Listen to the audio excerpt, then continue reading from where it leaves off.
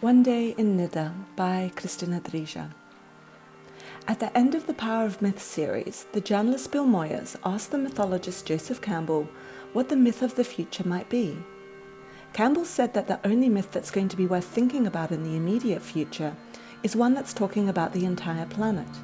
Not this city, not these people, but the planet and everybody on it. He continued, "When you see the Earth from the moon, you don't see any divisions there of nations or states. This might be the symbol, really, for the new mythology to come." Living through the many crises of the past few years, most of us are waking up to how deeply connected we all are and remembering our fundamental kinship. The environmental, social, and health crises are reminding us of our common humanity and commonly shared planet.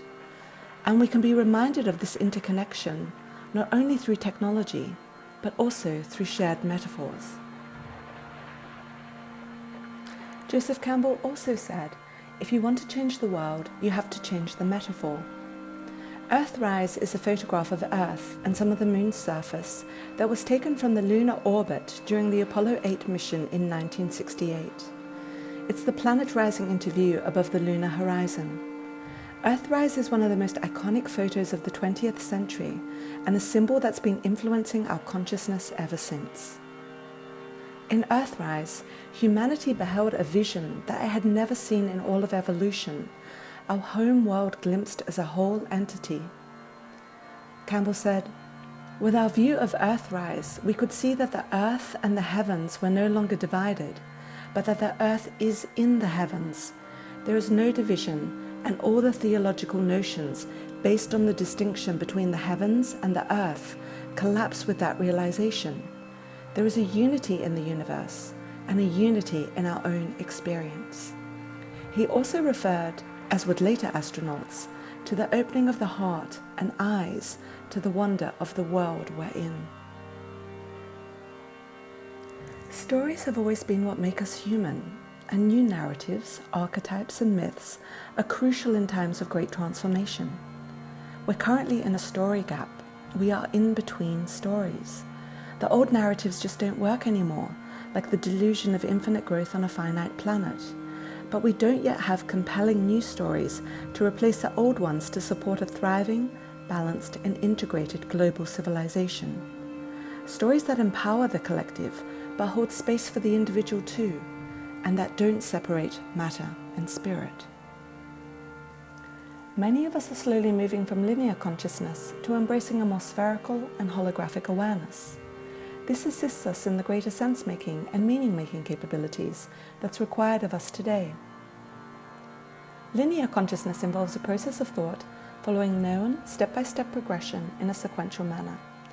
Favoring logic, rationality, and analysis is comfortable because it's familiar, but familiar doesn't always imply appropriate. Thinking in a straight line with a focus on one-dimensional awareness and reductionism works in a world in the way we have typically known it. There was a time and place for this type of consciousness to dominate, but old, linear ways of working alone are unsustainable in an accelerated, unknown world.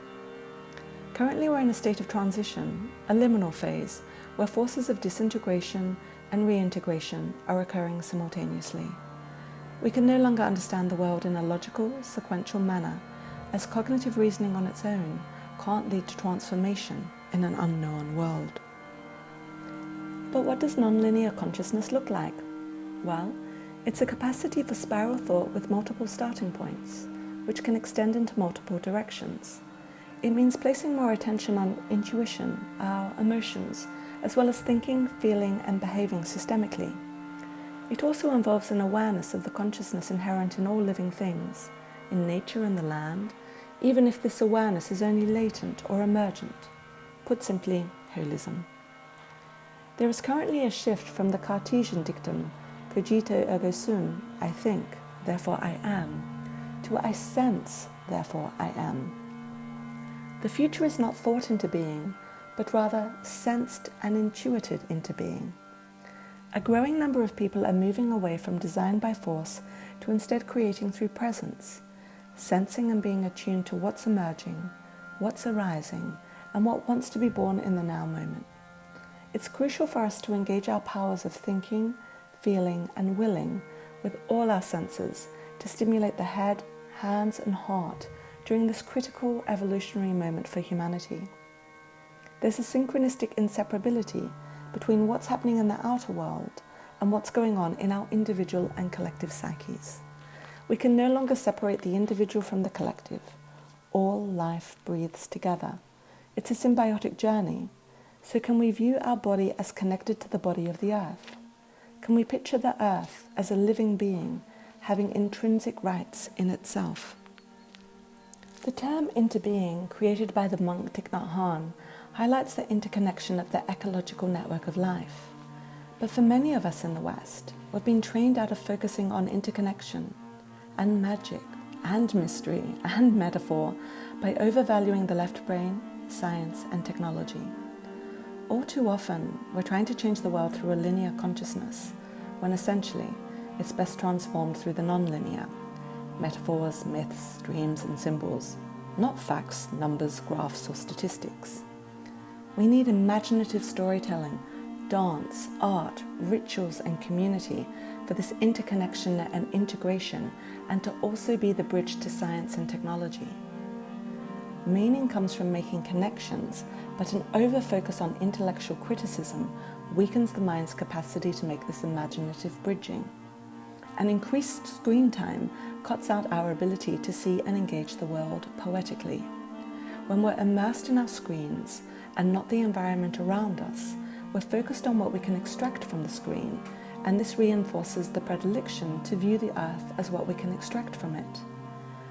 We develop an ecological awareness and consciousness when we can sense the interconnected web of life. So when we view a tree, can we also imagine it as an image of the human nervous system and vice versa? And can we also perceive time in the same interconnected way? That the past isn't behind us and the future isn't ahead of us, because that's time viewed in a linear way. Everything, all the chaos, order, exhilaration, terror, creativity, stagnation, beauty, light, and darkness, it's all happening now. Presence is the roadmap. But what we need more than simply sensing all time is now, and all life is breathing together, is a habitual way of being in this consciousness, for it to be integrated into both our individual and collective psyches. For transformation just can't be about the mere sentimentality for nature. What this time in history requires of us is the integration of the left and right hemispheres of our brain, of both timelessness and time, synchronicity as much as synchronization. Transformation isn't a linear, one-way process. It's a circular and mutual co-arising, a co-emergence, you might say. We're currently in both the invisible and visible process of disintegrating to reintegrate, an unraveling, an unlearning, an undoing for a potential new becoming to arise. But it's not simply about returning to nature, but becoming one with and experiencing the soul consciousness of nature. The sense that the forest is walking me as much as I am walking the forest. So how do we weave the mundane and the sacred together? Because the land is ravaged, there's increasing desertification, ocean acidification, the forests are being decimated and the wildlife are dying. We're in a wasteland ecology, both externally and internally. The spiritual emptiness, as T.S. Eliot's poem, The Wasteland, suggests. Joseph Campbell described the wasteland as any world in which, to state the problem pedagogically, force and not love, indoctrination, not education, authority, not experience, prevail in the ordering of lives, and where the myths and rites enforced and received are consequently unrelated to the actual inward realizations, needs, and potentialities of those upon whom they are impressed. The wasteland is not just the metaphor of an inner desert, but a world in which barren desolateness is visible all around us. So how do we redeem the wasteland, reawaken a sense of awe, wonder, and reverence for the natural world? First, we must question why and how the mechanical view of the world came into dominance. When did we eradicate the perception of earth, nature, or matter as sentient? Secondly, it requires sensing the earth and nature as sentient and inspirited, and inquiring how we each individually engage the world's aliveness. How do we perceive life in a sacred, animated, ensouled world? Or is nature still only a resource to us? The poet Johann Wolfgang von Goethe was interested in nature's self-revealing aliveness, a quality discerned only by cultivating an active inner relationship with the observed. So can we open our hearts to the wonder of the world that we're in? Can we give our full attention to a plant and allow this deepening attentiveness to awaken our imagination and inner aliveness? Or will we only impose an inner deadness on the object being observed? Brave leadership is needed now, but no single authority, no celebrity, no influencer, no politician can single-handedly save us. We must also let go of the concept of us and them, because really there's only us. Each of us has agency and compassion. We can each resist the pull to descend into fear and anxiety and separation. So can we imagine ourselves belonging to a larger than human field of intelligence? And if we listen to our beautiful planet right now, what is it saying to us? We protect what we love, appreciate, and cherish. Rather than always being consumed by what's next, when we recognize what's sacred, it's so easy to know what to do next to protect what's sacred to us. So what will you do now to protect that which is most precious?